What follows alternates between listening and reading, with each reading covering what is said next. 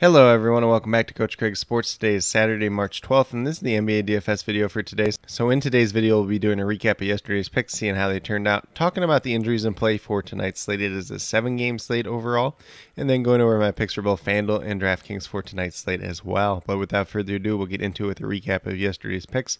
We are going to start off on the DraftKings side, and we're going to start off with point guard Devontae Graham.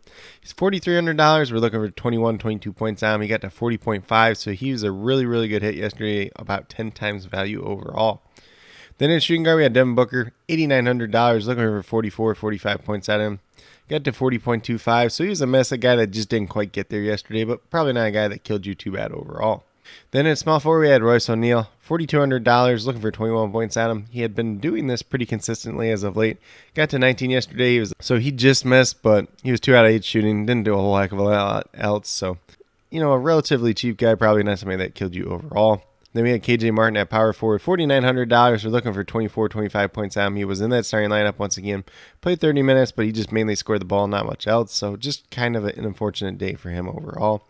Then last but not least, at that center position, we had Evan Mobley, $7,200. We were looking for 36 points out of him. He got to 45, so he was a hit as well. If you stayed on Mitchell Robinson like I had in the initial core, he had a very solid game overall. So if you had Mobley and him, you actually would have done really well. And then on the FanDuel side, we had Spencer Dinwiddie, $5,600, looking for 28 points at him. Got to 38.1, so he was a hit. Shooting guard, we had Devontae Graham, $4,300. Once again, looking for 22 points out. We got to 39.3, so he was a big hit on FanDuel as well. Then we get to the bad on FanDuel, so we had KJ Martin, $5,000, looking for 25 points out. We got to 18.2, so he was a mess. Already talked about why on the DraftKings side. Then Sengun was $5,200, looking for 26 points out of him. He had been playing very well as of late. 15.7 points. Even without Christian Wood there, he was a mess. Only played 21 minutes in this game. Just an unfortunate game for him overall. And then we had Jonas Valanciunas, $7,500, looking for 38 points out. We got to 22.1. He was a miss. 25 minutes and a little bit of blowout there. That just kind of hurt him overall. So a very hit or miss day on both sites. But hopefully we can make up for that on tonight's slate. But with that being said, we'll get moving over into the injuries and play for tonight's slate. So this slate does actually start at 8 o'clock Eastern time instead of 7 o'clock Eastern time. So it's a little bit later. We do have 3 games tipping off right away on this 7-game slate. So for the Cleveland Cavaliers, they are without Jared Allen, and then it looks like Karis LeVert is doubtful, so he's unlikely to play.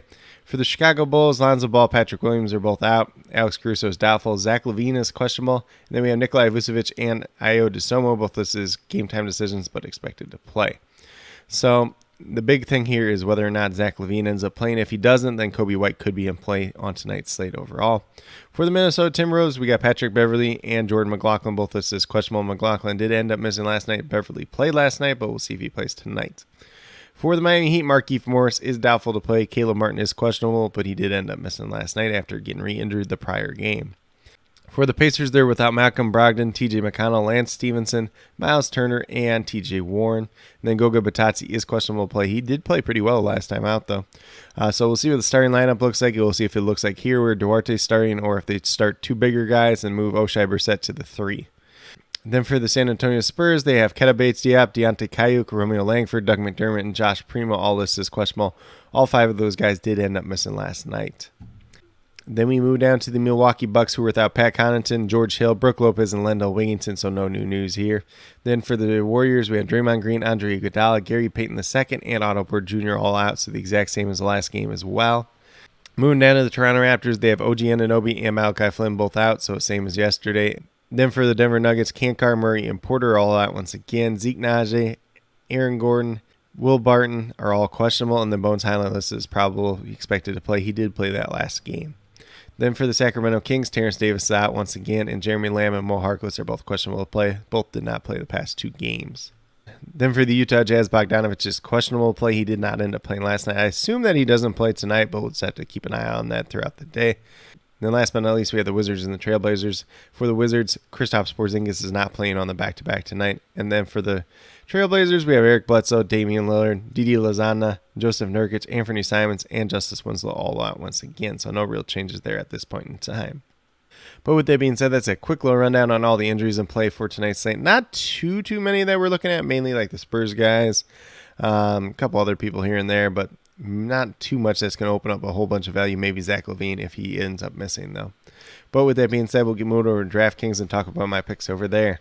So we're going to start off at the point guard position with Jordan Clarkson. He's $4,700, looking for 23, 24 points at him, averaging just over 25 on the season. Currently having projected for 25 points tonight. He could end up seeing a little bit of uptick once again if Bogdanovich is out in this game tonight. Then at shooting guard, we got Buddy Hield, $7,300, a little bit of price up spot for him, but no Malcolm Brogdon tonight. He's going to get a lot of shots, going to play a lot of minutes, probably going to pay off for this price tag. Currently having projected for 37 points tonight. Then small forward, kind of had a tough time here, but I went with Daniel House, just assuming that Bogdanovich is out at this point in time, $3,400. Played decent minutes last night, played reasonably well. Only looking for 17 points at him, so it could be a cheap little pay down option here overall. Currently having projected for 18 points, might have a little bit of upside for more as well. Then at power forward, we have Evan Mobley, $7,500. Looking for 37, 38 points out of him, averaging about 34 on the season. Once again, no Jared Allen. Been playing very, very well. Currently, I have him projected for 40 points tonight. But he does have some upside for more, as we've seen in yesterday's game as well. And then last but not least, at the center position, going with Daniel Gafford here, $3,700. Looking for 18, 19 points out of him, averaging 21.5 on the season, essentially. There is no Kristaps Porzingis tonight, so he should be in that starting lineup, playing at least 22 minutes. Currently, I have him projected for 20 points tonight.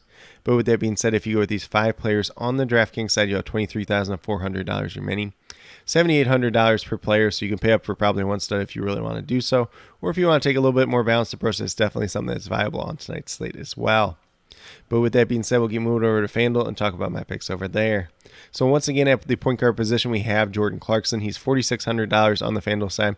Looking for 23 points out, averaging just over 24 on the season. Currently, I'm projected for 24, 25 points tonight, so looking like a solid little value, especially if Bogdanovich is out once again tonight. Then at shooting guard, we're going Klay Thompson, $6,000. Looking for 30 points out, averaging just over 28 on the season. Currently, I'm projected for 30, 31 points tonight. He's looking like a decent value on tonight's slate, at least early on. And then at small forward, we're going right back to Buddy Hield here, $7,200. Looking for 36 points out of him. Currently, I'm projected for 36, 37 points. Going to have big minutes. Going to take a bunch of shots with no Malcolm Brogdon out there once again tonight. Then at power forward, not a lot of guys that really stood out to me today. We're going right back to Aaron Gordon at $5,000. Just a little bit of a cheap price tag there.